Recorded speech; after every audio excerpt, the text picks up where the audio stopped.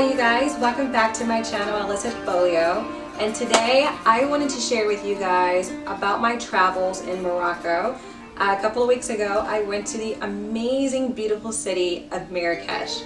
There was so much beauty, so much to learn, and I had like a little travel journal with me and I jotted down a lot of notes because as I was on my journey, a lot of you guys interacted with me and told me that you wanted to visit as well one day. So I thought it would be amazing if I were able to capture all of the amazing sites that I had for you guys, capture them, put them in my blog, and then share them with you guys. So in this series, I'm going to take you guys with me on my journey throughout Marrakech.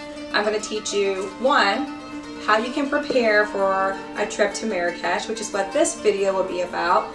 And in other series, I will also talk about some must-see places to go and eat in Marrakech. There's so much beauty, amazing food. So for the short time that I was there, I want to share with you guys, where do you go to eat? Where can you hang out? Who's an amazing tour guide to take you to all of the best shopping places and places to hang out and see the beautiful architecture that exists in Marrakech. And then also, if you're a woman traveling alone or by yourself to Marrakech, like what is that even like? I had to fly alone and I eventually met one of my girlfriends out there, but being a female traveler, traveling to a Muslim country was a first experience for me and I've never done that before. So I'm also going to do a video series on how to prepare for that as well. And then we're also going to talk about some Moroccan cuisine. I took a cooking class when I was out there and they shared some amazing tasteful recipes that I also want to share with you guys because you can make them at home as well. So come along with me to the beautiful red city of Marrakech and let's go ahead and get started. Alright, so if you're looking to prepare for a trip to Marrakech, I traveled some 4,000 miles all the way from my home here in the United States to the beautiful country of Morocco. So there are a couple of things that you need to do and you need to prepare for in order to have a pretty smooth trip, and I want to share some of those tips with you. The very first tip that I have is, one, whenever I travel on vacation, some people may consider it old school, but I like to be old school and check the almanac before I travel. I think it depends on what country or region you're going to. Sometimes certain countries have rainy season, some of them have really dry spells, and so if you're looking to do any sort of outdoor activities, you don't want to go at the hottest point of the month. When I was speaking with some of the locals there, they were telling me that around the April-May time frame is a good time to travel to Marrakech. But if you're thinking about visiting this country around like July or August, you better bring like your best SPF sunscreen and you better bring like some water bottles with you because man, it gets really hot, almost unbearable. And if you want to do something amazing like see the beautiful camels in the deserts out here, I would actually avoid coming here during those months. Another thing you should think to do if you're visiting the amazing country of Morocco is to check for the holidays. We traveled like 1 week before Ramadan, and sometimes when you travel to certain countries, store hours may change, certain sites that you want to see may change. There is a holiday where businesses will close early during that time. So be sure to do your homework, do your research when you're traveling to another country outside of your native country to understand their traditions and understand their particular holidays. Another thing you want to do is to actually do a little bit of homework or a little bit of research on your airport before traveling to Marrakech. One thing they do is, of course, when you're traveling to a country that's outside of your country of origin, you typically have to fill out a customs form so that you can enter their borders. But they also require a customs form when you exit the country as well. So when you're getting ready to leave Marrakech, don't go all the way through the airport, right, and get through to security and then be asked to turn around because you forgot to go and fill out your actual customs form, and you also have to get your ticket reviewed and approved before departing as well. I have all the logistical details listed in my blog on elicitfolio.com. So to find out the actual airport logistics, I will leave that link in the description box below so that you can read that in preparation for your trip. Another thing you want to research on your trip to Morocco is to like where to stay. If you're staying in Marrakech, I would recommend that you do your research. There's like the old city and the new city. Personally, my girlfriend found an amazing place. She found a place in the old part of the city, and I think that's where all the action was. If you're looking for something a little bit quieter, a little bit more modernized and Americanized, and stay on a new part of the city. But if you really want to experience the true action and the culture and be around the people and eat the amazing food, not some fusion food, stay in the old part of the city. We stayed at the beautiful El Fin, and it's literally one of the most beautiful places I've ever stayed. I'm going to show you a couple of clips here, but they took care of our needs. They were super attentive. They did a great job giving us advice on what to see, where to stay, who to talk to, what times to go. I definitely recommend that you take the time to do your research on a beautiful place to stay. The architecture here is like no other that I've ever seen before, and if you want to figure out where to stay, my advice would be to stay in the Medina, which is their way of calling it like the old city. Another tip that I would give you on your travels on the way to Marrakech is to bring cash. Cash is king.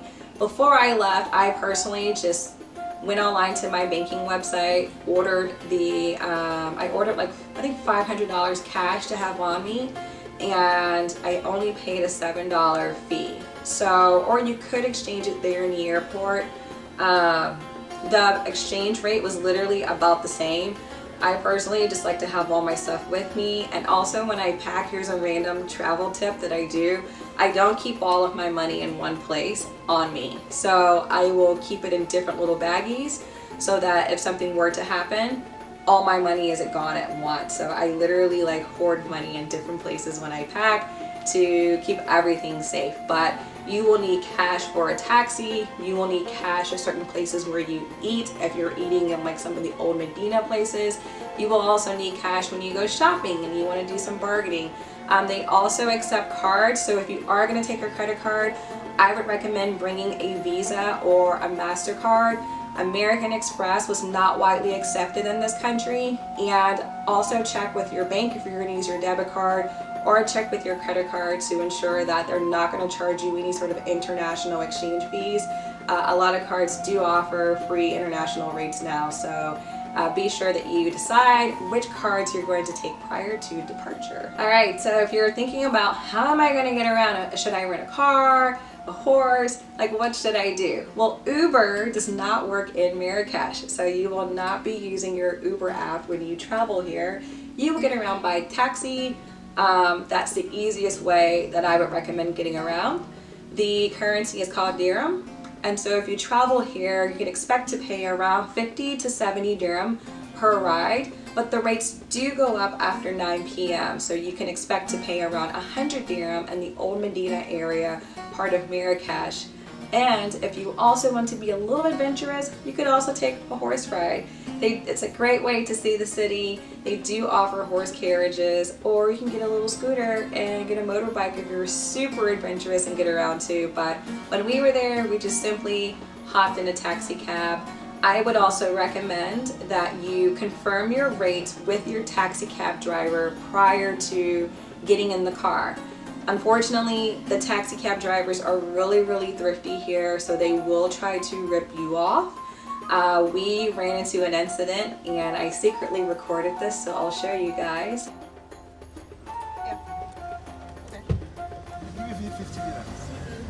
No, you didn't tell us. You didn't take us to the place. What? You didn't take us to the restaurant. No, this place is the restaurant. It's close. But the car not possible. I can't. The center not possible. The restaurant told you it was closed? No, close, not closed. Close. Just only for work. What? You told us I give me 50 dirham, please. No. Grab your stuff.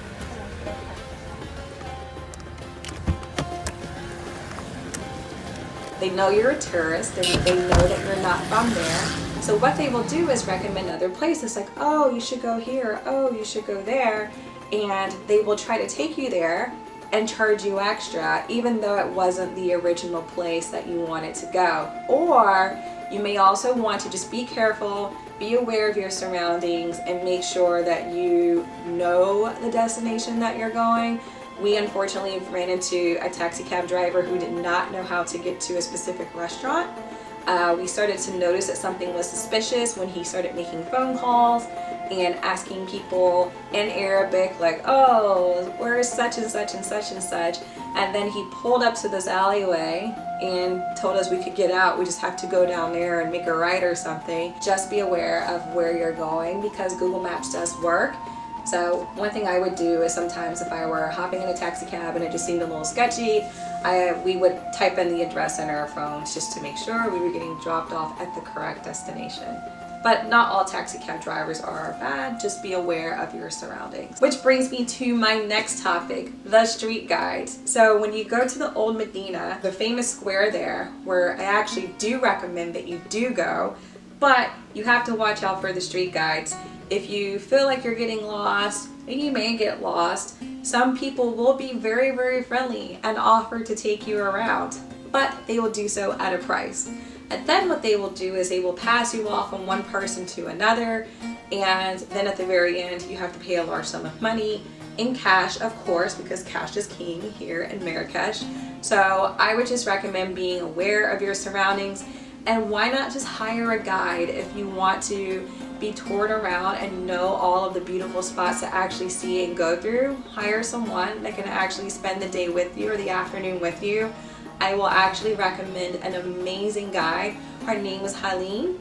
She was amazing. She's literally one of the only female guides in Marrakech.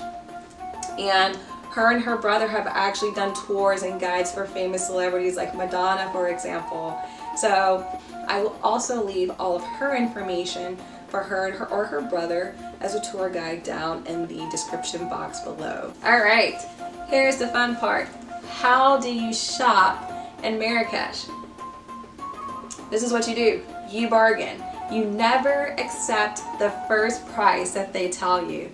Never. When you're shopping in the Old Medina and you're shopping in the souks, it can be so much fun. And the amazing part is all of their pieces and their articles are so beautiful. They're all handmade. Everything is fresh. The beautiful spices, the beautiful herbs, the jewelry's handmade. The shoes are handmade.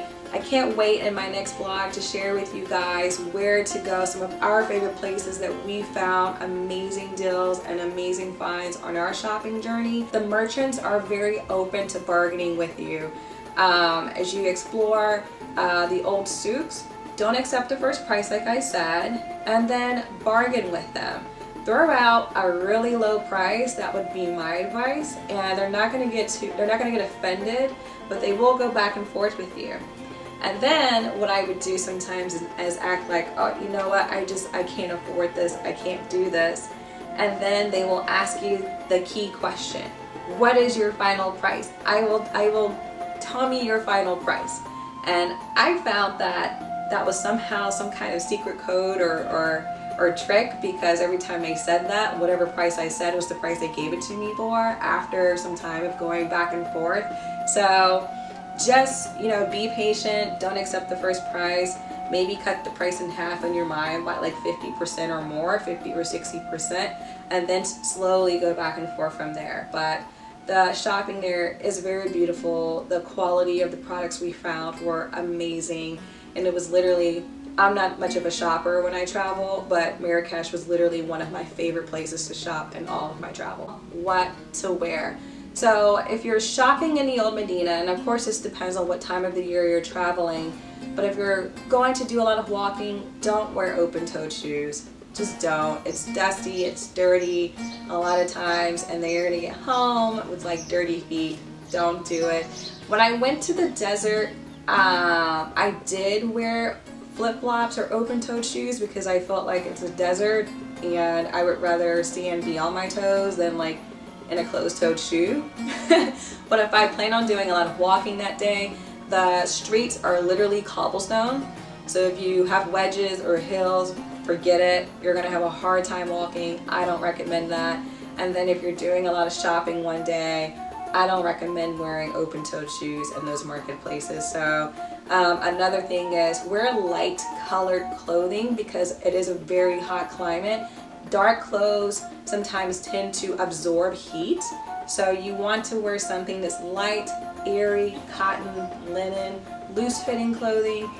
Even like absorb the culture and buy some of the local clothing that they have there. Their clothing style to me is very, very beautiful.